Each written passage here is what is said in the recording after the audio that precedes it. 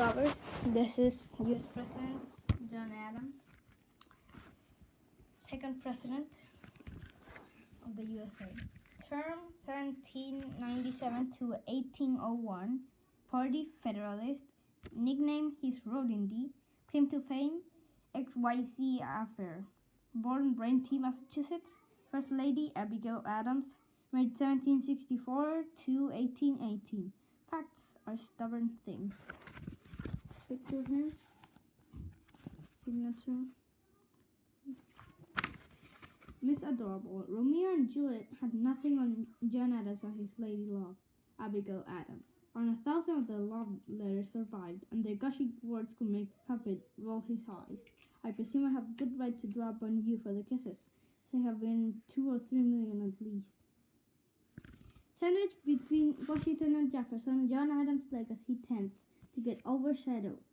He shaped America for the first beginning, and the poor guy doesn't have even a monument on the National Mall, though one has been long discussed. But Adams accomplished more even before he became president than some of the presidents during the term. He was critical in Massachusetts politics, played an important role at the Continental Congress, nominated Washington for general, recommended Jefferson to draft the Declaration of Independence, and wrote miles and miles of papers about the best way to govern the new states. And there's him. Unpopularity contest. John Adams did not have a powerful physical presence like Washington, but he was smart and witty, and he used both to excel in life. In school, he loved to play hooky and go fishing, but he still aced all his classes. As a high-powered lawyer before his presidency, he tended to do unpopular things, like defend the redcoats, British soldiers who killed 5 protesters in 1770 in the Boston Massacre. He succeeded them at keeping them alive when everyone else was out for redcoat blood. Washington and Adams did have one thing in common. They were both a bit vain. At one point, when he was in Paris, Adams bragged in his diary about how much the French admired him. Then he accidentally sent his diary to Congress along with our official report. Congress responded by reading it aloud to everyone. I got to show you a picture of Abigail Adams. And John Adams was 90 when he died. The longest living president until Ronald Reagan. 178 years later. It's a picture of some papers. I think it's the Declaration of Independence. Fiery enemies. John Adams called the Vice Presidency the most insignificant office ever. He should know since he was the first. George Washington didn't want his advice, so Adams didn't have much to do. But then Washington retired after 2 terms, igniting the first election. It was juicy. Thomas Jefferson and John Adams ran against each other, and their supporters didn't pull any punches. The campaign was full of dirty tricks and name-calling, although it was not as bad as when the two faced off again in 1800. When it was said and done, Adams barely squeaked out the win. At that time, the person in second place became vice president. Vice president. For Adams, that meant Thomas Jefferson was now his right-hand man. They used to be friends, but then politics got in the way. Now there was just enemies. Lighthouse. The White House may look impressive today, but when Adams became the first president, it was far from fancy. In fact, it wasn't even finished for his first night on November 1, 1800. Some walls were unplastered, and it was cold and damp.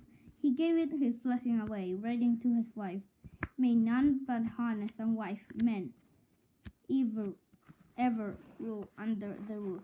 There's a picture of the White House being built. Actually, a fourth plate. Alphabet soup. Once in office, Adams found revolutionary France was in the throes of a violent, murderous revolution itself to be a nuisance. They had killed their king and were at war with Britain. In 1794, Britain and the United States signed the Jade Treaty to diplomatically resolve outstanding issues and tensions stemming from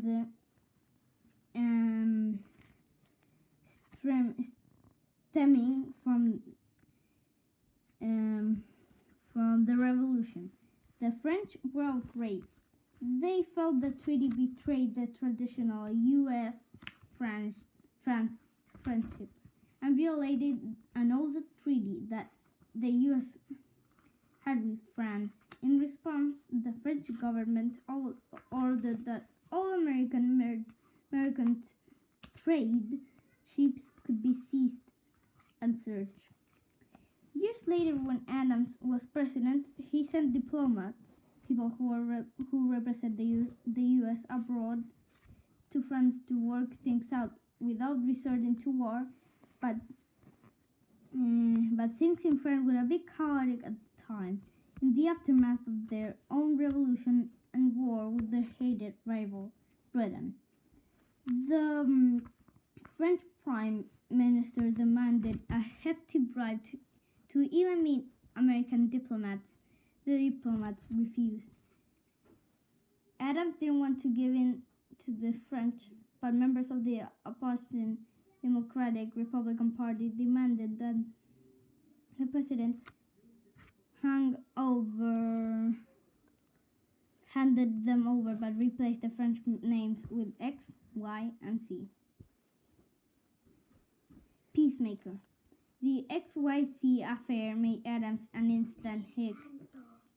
Suddenly, everyone loved him for refusing to give in to the French, and Congress gave him permission and money to defend measures. Adams created the Navy and the Marines, and he asked George Washington to lead in the army. But by this time, the Argentine general was no spring chicken, but that didn't matter. Everyone still trusted him. Washington agreed, but then he died. Luckily for the nation, war against France was never declared. Adams said his greatest accomplishment was keeping the peace when it was needed the most. Why he's weird. John Adams and Thomas Jefferson, off again, pause.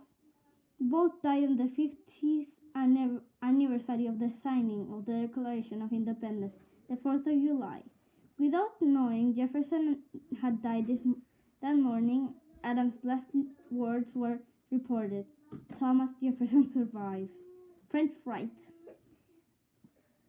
Adams didn't want anything or anyone, like the French, to topple the new country, so he tried his best to protect it.